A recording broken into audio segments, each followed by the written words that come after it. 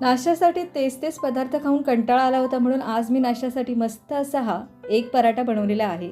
पराठा बघूनच तोंडाला पाणी सुटले आहे. दिसायला जितका हा छान दिसत आहे तितकाच तो खायला हेल्दी देखील आहे. म्हणूनच ठरवले की आज हीच रेसिपी मी तुमच्यासोबत शेअर करावी. नमस्कार, मी प्रियाज किचन कट्टामध्ये तुमच्या सर्वांचं खूप खूप स्वागत करत आहे.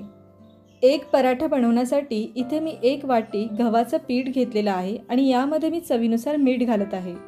तुम्हाला हवं असल्यास तुम्ही गव्हाच्या पिठाऐवजी मैद्याचं पीठ देखील घेऊ शकता किंवा गहू आणि मैदा अर्धा अर्धा करून देखील घेऊ शकता.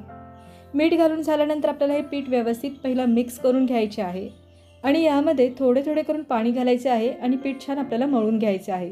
जसं आपण चपातीसाठी कणिक मळतो त्याचप्रमाणे आपल्याला हे कणिक मळून घ्यायचं आहे. पण हे कणिक मळताना आपल्याला अगदी सैलसर किंवा जास्त घट्ट ठेवायचे नाही. हे बघा, इथे माझे अशा प्रकारे हे पीठ मळून झालेले आहे. तुम्ही पीठ बघू शकता. हे पीठ इतकेच आपल्याला सॉफ्ट हवे आहे, याच्यापेक्षा जास्त सैलसर किंवा जास्त घट्ट मळायचे नाही. आता पराठ्यासाठीची पुढची तयारी आपण करणार आहोत. इथे बघा, 3 अंडी घेतलेली आहेत. 2 पराठ्यांसाठी आपल्याला 3 अंडी पुरेसी आहे. इथे मी अर्धा सिमला मिरची बारीक चिरून घेतलेली आहे. कोथिंबीर बारीक चिरून घ्यायची आहे. 1 ते 2 हिरव्या मिरच्या घ्यायच्या आहेत, बारीक चिरून घ्यायच्या आहे आणि एक मध्यम आकाराचा कांदा एकदम बारीक चिरून घ्यायचा आहे. अंडी आपल्याला अशा प्रकारे फोडून घ्यायची आहेत. इथे मी 3 अंडी फोडून घेतलेली आहेत. अंड फोडत असताना यामध्ये जो कवचाचा भाग आहे तो जाणार नाही याची काळजी घ्यायची आहे. आता आपण ही जी फोडलेली अंडी आपल्याला छान अशी विस्करच्या साहाय्याने किंवा एखादा तुमच्याकडे हा काटा चमचा असतो, असा चमचा असेल तर त्याच्या साहाय्याने छान ही अंडी फेटून घ्यायची आहेत. अगदी अंड्याला फेस येईस तर आपण ही अंडी फेटून घेणार आहोत. इथे एकदम व्यवस्थित अशी ही 3 अंडी छान फेटून झालेली आहेत. आता यामध्ये मी पावडर मसाले घालत आहे. अगदी चिमूटभर यामध्ये मी हळद घातलेली आहे, रंगासाठी हळद घातलेली आहे आणि अगदी छोटा पाव चमचा यामध्ये लाल तिखट घालत आहे. आता हे जे मसाले आपण घालतो ना ते व्यवस्थित यामध्ये मिक्स होत नाही. पावडर मसाले घालून झाल्यानंतर यामध्ये बारीक चिरून घेतलेला कांदा घालत आहे, बारीक चिरून घेतलेली सिमला मिरची, कोथिंबीर, हिरवी मिरची हे सर्व जिन्नस मी घालत आहे आणि पुन्हा एकदा हे अंड व्यवस्थित फेटून घेत आहे. आता असं केल्यामुळे बघा तुम्ही, आपण जे मगाशी पावडर मसाले घातले होते त्याच्या थोड्या गुठळ्या राहिल्या होत्या. या अंड्याच्या मिश्रणामध्ये कांदा, मिरची, कोथिंबीर घातल्यानंतर हे जे मिश्रण आहे मी पुन्हा एकदा फेटून घेतल्यानंतर पावडर मसाले छान मिक्स झालेले आहेत. यामध्ये आता अगदी थोड्या प्रमाणामध्ये मी काळी मिरी पावडर घालत आहे आणि चवीनुसार आपल्याला यामध्ये मीठ घालून पुन्हा एकदा हे मिश्रण व्यवस्थित फेटून घ्यायचे आहे. तुम्हाला हवं असल्यास या मिश्रणामध्ये तुम्ही टोमॅटो देखील बारीक चिरून घालू शकता. आता हे सर्व अंड्याचे जे मिश्रण आहे ते आपण छान फेटून घेतलेले आहे. आता लगेचच मी पराठा बनवायला सुरुवात करणार आहे. बाजूला जे पीठ मळून ठेवले आहे त्याचे गोळे तयार करून घेतलेले आहेत. एक गोळा असा घेऊन यावर छान असं सुखं पीठ लावून याची पोळी लाटून घेत आहे. आपण नेहमी जशी पोळी लाटतो तशीच. आता ही छोटी पोळी मी लाटून घेतलेली आहे. यावर थोडं मी तूप पसरून घेणार आहे. तुम्ही तुपाऐवजी तेल किंवा बटर देखील लावू शकता. आता याच्यावर थोडं सुखं पीठ पसरून घेणार आहे आणि याला एक फोल्ड घालणार आहे. जशी आपण घडीची पोळी तयार करतो तशीच आपल्याला ही घडीची पोळी बनवायची आहे. आज मी हा एक पराठा 3 वेगळ्या वेगळ्या प्रकारामध्ये तुम्हाला बनवून दाखवणार आहे. सुरुवातीला हा जो पहिला प्रकार आहे तो स्टफ एक पराठा आहे. यासाठी इथे मी ही घडीची पोळी तयार करून घेतलेली आहे. तुम्ही ही पोळी त्रिकोणी आकारामध्ये किंवा गोल आकारामध्ये देखील बनवू शकता. इथे मी सुखं पीठ लावून ही छान अशी घडीची पोळी लाटून घेतलेली आहे. पोळी लाटताना तुम्हाला ही पोळी जास्त जाडसर किंवा जास्त पातळ ठेवायची नाही. अगदी मध्यम जाडीची आपल्याला ही पोळी लाटून घ्यायची आहे. हे बघा, इथे आपली ही मस्त अशी घडीची पोळी तयार झालेली आहे. पोळी तयार करत असतानाच बाजूला मी तवा गरम करण्यासाठी ठेवलेला आहे. इथे मी डोस्याचा तवा घेतलेला आहे, पण तुम्हाला एक सजेस्ट करेल की तुम्ही जेव्हा एक पराठा बनवाल तेव्हा चपाती बनवायचा जो तवा असतो तोच घ्या. कारण स्टफ एक पराठा बनवण्यासाठी चपातीच्या आतमध्ये अंड्याचे मिश्रण घातले जाते.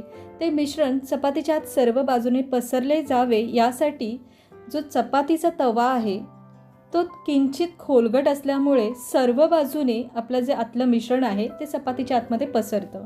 इथे बघा, चपाती शेकताना आपल्याला गॅसची फ्लेम अगदी कमी ठेवून ह्या चपात्या शेकून घ्यायच्या आहेत.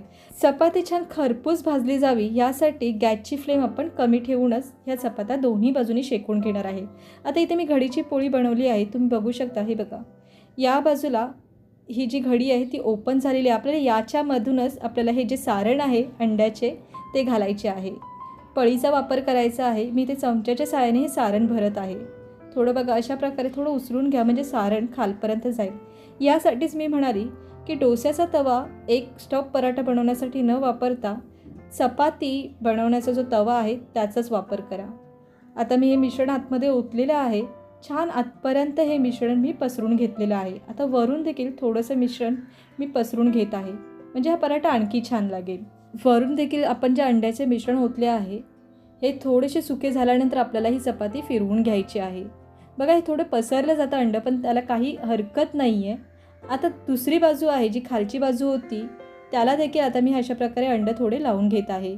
आपण गॅसची फ्लेम कमी ठेवल्यामुळे आतमध्ये जे मिश्रण घातलं आहे ते देखील छान शिजलं जाईल आणि वरून देखील ही जी चपाती आहे छान खरपूस अशी शेकली जाईल.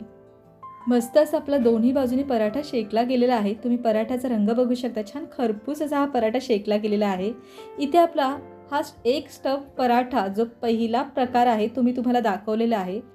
आता एक पराठ्याचा दुसरा प्रकार कसा आहे ते आपण बघूया. यासाठी इथे मी गोळा घेऊन छान अशी पोळी लाटून घेत आहे. आपण नॉर्मली जशा पोळ्या लाटतो ना तशीच आपल्याला ही देखील पोळी लाटून घ्यायची आहे. आणि पोळी लाटताना आपल्याला जास्त पातळ किंवा जास्त जाडसर ठेवायची नाही.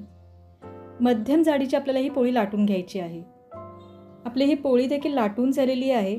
इथे एका बाजूला आपण तवा गरम करून घेतलेला आहे. गॅसची फ्लेम कमी ठेवूनच आपल्याला ही पोळी दोन्ही बाजूनी छान खरपूस शेकवून घ्यायची आहे. पोळीवर मी दोन्ही बाजूनी तूप लावून घेणार आहे. तुम्ही तुपाऐवजी तेल किंवा बटर लावून घेऊ शकता पण तूप किंवा बटर लावल्यामुळे पराठ्याची चव आणखी छान लागते. छान खरपूस शेकला जातो. हे बघा इथे हलकी अशी ही पोळी आपली शेकली गेलेली आहे. आता यावर आपल्याला जे अंड्याचे मिश्रण आहे ते डायरेक्ट घालायचे आहे. मिश्रण चपातीच्या कॉर्नर्सला व्यवस्थित पसरून घ्यायचं आहे. इथे पळीचा वापर करा. थोडे मिश्रण हे बाहेर येतंच पण त्याला काहीच हरकत नाही. थोडं असं आतमध्ये करून घ्यायचं आहे ते. आता थोडं वरून सुकल्यानंतर आपल्याला ही पोळी पलटून घ्यायची आहे आणि या बाजूला देखील तूप लावून घ्यायचं आहे किंवा बटर लावून घ्यायचं आणि त्यावर पुन्हा आपल्याला हे अंड्याचे जे मिश्रण आहे ते आपल्याला घालायचे आहे. इथे बघा हे जे मिश्रण घालताना अजिबात कंजूसी करायची नाही. व्यवस्थित सर्व बाजूनी आपल्याला अंडं पसरून घ्यायचं आहे जेणेकरून आपल्याला हा अंडा पराठा खाताना लागला पाहिजे. आता ही बाजू देखील आपण पलटून घेणार आहोत पण या बाजूला मला थोडे अंडे कमी लागलेले दिसत आहे. त्यावर थोडेसे अंड्याचे मिश्रण घातलेले आहे मी आणि अलगद ही बाजू पलटून घेत आहे. हे बघा खालची बाजू छान शेकली गेलेली आहे. जसं मी सुरुवातीला तुम्हाला सांगितलं की एक पराठा दोन्ही बाजूनी छान खरपूस असं शेकून घ्यायचा आहे. इथे आपला हा दुसरा प्रकार देखील छान तयार झालेला आहे. आता एक पराठ्याचा जो तिसरा प्रकार आहे यासाठी इथे मी पोळी लाटून घेतलेली आहे. यावर तूप पसरून घेत आहे. थोडेसे आपल्याला सुखं पीठ घालायचं आहे आणि याची अशी घडी मारून घ्यायची आहे. जसं आपण कागदाचा पंखा बनवतो त्याप्रमाणे आपल्याला याच्या घड्या करायच्या आहेत. आपण जसं लच्छा पराठ्यासाठी आपण जी घडी मारतो ना तसंच आपल्याला हे करायचं आहे. हे बघा इथे माझे फोल्ड मारून झाले आहे. आता आपल्याला वेटोळे घालून घ्यायचे आहेत या फोल्डचे आणि अशा प्रकारे वेटोळे देखील घालून झाल्यानंतर हलका असा वरून दाब द्यायचा आहे आणि सुखं पीठ लावून आपल्याला याची पोळी घालायची आहे. आपण इथे हा लच्छा पराठा तयार केलेला आहे. इथे आपला हा लच्छा पराठा लाटून झाल्यानंतर आपल्याला हा देखील जसं सुरुवातीचे पराठे शेकून घेतलेले आहे तसंच कमी गॅसवर आपण ही पोळी देखील त्याचप्रमाणे शेकून घेणार आहोत. हे बघा याचे तुम्ही भाग बघू शकता. छान असे याचे हे लच्छा आलेले आहेत. यावर छान तूप लावायचं आहे दोन्ही बाजूनी आणि यानंतर आपल्याला यावर अंड सोडायचं आहे. असे हे 3 प्रकार मी तुम्हाला दाखवलेले आहेत. तुम्हाला ज्या प्रकारे तुम्हाला जसं बनवायचं असेल एक पराठा तुम्ही त्या प्रकारे तुम्हाला जो प्रकार आवडला असेल किंवा तिन्ही प्रकारे देखील तुम्ही बनवू शकता. जास्त वेळ नाही लागत, कमी वेळामध्ये होतो. जसं मी सुरुवातीला तुम्हाला बोलली की 3 अंड्यामध्ये 2 पराठे होतात. मी ते 3 पराठे बनवलेले आहेत पण याची जी साईज आहे या पराठ्यांची ती मीडियम साईज आहे म्हणून याचे 3 पराठे झालेले आहेत. दोन्ही बाजूने आपल्याला हे अंडे छान असं स्प्रेड करून घ्यायचं आहे आणि गॅसची फ्लेम कमी ठेवूनच आपल्याला हा पराठा छान खरपूस असा शेकून घ्यायचा आहे. आणि आता तिसरा आपला लच्छा एक पराठा देखील तयार झालेला आहे. मस्त असा खरपूस शेकून घेतलेला आहे आणि तिन्ही पराठे इथे माझे तयार झालेले आहेत. सकाळच्या धावपळीमध्ये नाश्त्यासाठी किंवा लंचसाठी किंवा टिफिनसाठी देखील तुम्ही हा पराठा देऊ शकता. तुम्हाला माझी आजची ही एक पराठ्याची रेसिपी कशी वाटली हे मला नक्की कमेंट्सद्वारे कळवा आणि माझी रेसिपी आवडली असेल तर या रेसिपीला लाईक आणि शेअर नक्की करा. आणि अशाच नवीन नवीन रेसिपी बघण्यासाठी प्रियाज किचन कट्टाला सबस्क्राईब करा आणि बाजूला जे बेल आयकॉन आहे त्यावर क्लिक देखील करा. नमस्कार.